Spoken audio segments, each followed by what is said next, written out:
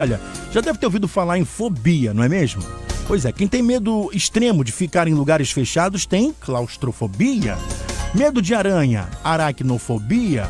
Agora, você já ouviu falar em germofobia? Pois é, esse é o medo ou aversão a germes, fungos, bactérias. E para falar mais sobre esse assunto, eu vou conversar agora com a psicóloga Cláudia Mello, que está com a gente, está na linha e vai bater um papo com a gente, um papo abençoado aqui no Manhã Melhor. Doutora Cláudia, bom dia, bem-vinda aqui à programação da Rádio Relógio, querida.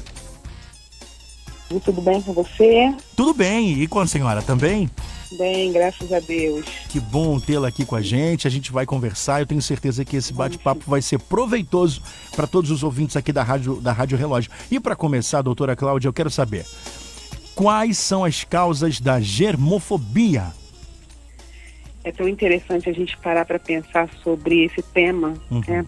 Porque parece que é algo muito específico. Sim. Né?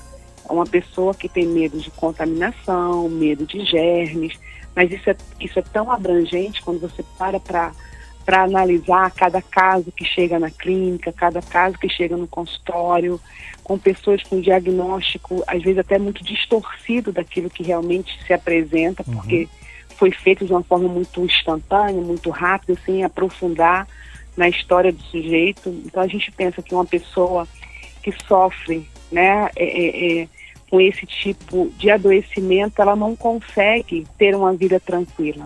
Né? A vida fica muito mais restrita, tem ali realmente o tempo todo pensamento distorcido dessa realidade. É uma pessoa que ela tem dificuldade de interagir com o seu social, dentro de casa, não consegue ter um bom relacionamento porque ela não consegue confiar e acreditar que essa pessoa é limpa o suficiente para estar com ela. Então, assim, você vai percebendo como essa pessoa vai ficando cada vez mais distante, né, de uma realidade normal, de uma rotina básica que todo ser humano precisa ter. Então, quando você olha, né, para essa pessoa e entende que esse adoecimento tem um histórico, né, e que esse histórico precisa ser levantado, porque não é só um medo, né, de uma contaminação, é um medo de viver. Porque a gente, para viver, você se arrisca o tempo todo. É verdade. Né? Então essa pessoa tem um medo ali inconsciente, né, de viver a própria vida, de viver a própria história. E é no processo, né, de autoconhecimento, de buscar nessa memória, né, da sua infância, da sua adolescência, o que aconteceu ali para ter causado esse trauma. É interessante. E doutora, e quais são os prejuízos que essa condição terrível, né, traz para a vida de alguém que sofre de germofobia? Sim, os danos são os maiores, né? A gente percebe que quando você tem um diagnóstico desse, quando você acredita que tem, a pessoa fica restrita na própria vida. Ela cria uma bolha, né, doutora? Oi? Ela cria uma bolha, né, e quer viver ali dentro. Cria uma bolha, exatamente. Cria uma bolha e ninguém consegue furar essa bolha. Porque é um medo tão grande da morte, está tão ali evidente para ela, é tão real aquilo, né? É tão verdade que com certeza eu vou me contaminar e com certeza eu vou morrer, que ela acaba não vivendo, né? Ela vai morrendo realmente aos poucos, sem vivenciar a vida, sem aproveitar a vida, sem correr os riscos que a vida nos oferece. São riscos bons, né? Ninguém está dizendo que vai ser ruim, ninguém está dizendo que a gente em algum momento não vai sim trazer algum prejuízo na nossa saúde porque a gente não se cuidou da maneira adequada. A gente está falando dessas faltas de cuidado, né? Sim. Nesse caso é um cuidado em excesso. E o cuidado em excesso traz sim esse prejuízo nos relacionamentos, no trabalho, nos estudos, né, na sua rotina dentro de casa, no tempo que você leva para você fazer as suas coisas, nos lugares que você deixa de conhecer, porque você acredita que naquele lugar é um lugar perigoso, tem algum risco para você, para sua saúde. Então você percebe que é alguém que vai ficando completamente adoecido e fechado. Isso não, a gente ressalta aqui, né, doutora, que isso não é excesso de limpeza, não é exatamente isso. Isso é uma patologia, né? Então, isso precisa ser tratado, né, doutora? Com certeza. E existe, então, a gente pensa até sobre o toque, né? Do transtorno obsessivo compulsivo, que também tem essas características, né? A pessoa também vai criando o distanciamento daquilo que acredita que vai trazer para ele algum prejuízo, porque ali tem um pensamento, tem que lembrar que esse adoecimento começa com alguns pensamentos, né? Pensamentos excessivos, que vai te trazendo para você uma verdade. Não, com certeza aconteceu tal coisa, com certeza se eu colocar a mão onde aquele senhor colocou a mão, ele vai me passar alguma coisa, eu não posso pegar nessa maçaneta, eu não posso sentar nesse vaso sanitário, eu não posso abrir essa torneira, eu não posso abrir essa geladeira, já que está todo mundo utilizando essa geladeira, essa porta. Então a gente percebe que também dentro do TOC, do transtorno obsessivo compulsivo, também tem esses tipos de comportamento e atitudes nocivas que traz para essa pessoa, às vezes, um diagnóstico distorcido. Então a gente precisa olhar, ampliar, né, essa nossa escuta com quem a gente está olhando e escutando, ampliar isso para você até entender que realmente acontece ali, porque às vezes a pessoa tem um comportamento em relação a um ponto específico, como, por exemplo, eu acredito que eu vá ser contaminado por germes, né? E ok, fica só nisso. Quando isso começa, né, por germes, naquele lugar específico, naquele ambiente, com aquelas pessoas, aí você precisa realmente fazer alguns encaminhamentos, terapia, psiquiatra, medicação, né? A gente fala do expor a pessoa a algumas situações, claro, isso com muita segurança para esse paciente se sentir tranquilo e conseguir avançar para ele poder resgatar a vida que ele tinha antes. Doutora, será que é possível curar esse tipo de problema? A germofobia tem cura? Demora muito tempo para a pessoa se livrar desse mal? Demora-se muito tempo quando a pessoa demora a buscar ajuda, né?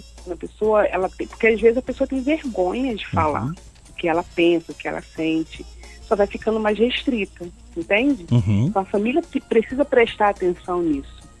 Às vezes tem uma criança ali já com alguns sintomas, alguns sinais que tem alguma coisa diferente, essa criança evita as brincadeiras, essa criança não quer brincar com outros colegas, essa criança toda hora quer lavar as mãos porque acha que está com a mão suja. A família precisa prestar atenção e fazer esse encaminhamento, levar essa criança para ser avaliada da maneira adequada. Porque se você só acha que a criança é enjoadinha, né? Às vezes a pessoa fala, ele é muito enjoadinho, todo nojentinho, a fala é essa, né? A fala do senso comum. Nossa, ele é cheio de nojinho e tudo mais. Mas vem cá, que nojinho é esse? Isso é em excesso? Ou se a criança estiver realmente com a mão suja, ela vai lavar, mas toda hora lavar essas mãos, toda hora evitar de pegar alguma coisa, de não querer brincar com o objeto que o outro pegou. Calma aí. Então, quando a gente fala que tem cura, depende, né? Se você leva essa criança no início, ok, agora se você deixa chegar na fase adulta, porque às vezes a pessoa vai para a fase adulta, leva uma fama que, é cheio de manias, ele é enjoado, né? Tem um jeito dele esquisito, ok, né? Todos nós somos esquisitos, mas que esquisitice é essa? Da onde né? Da onde vem tudo isso? Então, olhar para quem está à sua volta e esse comportamento é normal, é saudável, é em excesso, e sinalizar, falando, olha, eu percebo que você é assim, será que está tudo bem contigo? Abrir esse diálogo para essa pessoa conseguir falar, porque às vezes é tão difícil falar sobre isso que a pessoa vai se sentir estranho, esquisito, será que vou ser julgado, vão rir de mim. Perfeito, doutora, muito bom, muito bem colocado. Agora, para fechar, doutora, na sua visão de profissional, né, os casos de germofobia podem ter aumentado depois da pandemia da Covid? Sim, com certeza, né? Teve pessoas com muitas crises, porque, imagina, né, a gente falando sobre a contaminação no ar, olha só que dificuldade para essas pessoas, né, que já se sentem adoecido, né, com essa patologia, a pessoa já se sente completamente desprotegida. Então, na pandemia, teve sim muitas crises de ansiedade. Pessoas que chegaram até o hospital com crise de ansiedade porque acreditavam que tiveram contato com algum vírus, né, e esse vírus ia trazer para ela algum prejuízo, como a morte, por exemplo, né? E chegaram no hospital com aquela sensação que estava com os sintomas da Covid, mas não era só uma crise de ansiedade por medo, né? O medo de ter sido contaminado, porque alguém espirrou no ambiente, né? Porque alguém tossiu, colocou a mão na boca e abriu a porta, e como é que eu faço agora para abrir essa porta? Então, assim, a gente percebeu que os casos aumentaram sim, e tem pessoas ainda com esses prejuízos, se tratando pós-pandemia, infelizmente. Terrível, verdade. Doutora, muito obrigado pela sua participação. Minha gente, olha, eu conversei com a psicóloga Cláudia Mello sobre germofobia. Doutora, mais uma vez, tá? Muito obrigado pela sua participação. Eu que agradeço. Bom dia pra senhora, uma boa semana e até a próxima. Até a próxima. Tchau, tchau. Tchau, querida. Bom, gente, é o seguinte, essa entrevista vai ficar gravada, aliás, já está gravada, e a partir de amanhã estará disponível no nosso site da Rádio Relógio, radiorelojoam.com.br, em formato podcast. Você pode clicar lá, acessar essa entrevista e ouvir novamente, se você quiser ouvir de novo, ou de repente você não pegou a entrevista por completo, não ouviu na íntegra e quer ouvir completíssima a partir de amanhã, formato podcast no site da Rádio Relógio, radiorelojoam.com.br, completinha para você conferir já a partir de amanhã. Rádio Relógio, te deixando a toda hora mais perto de Deus.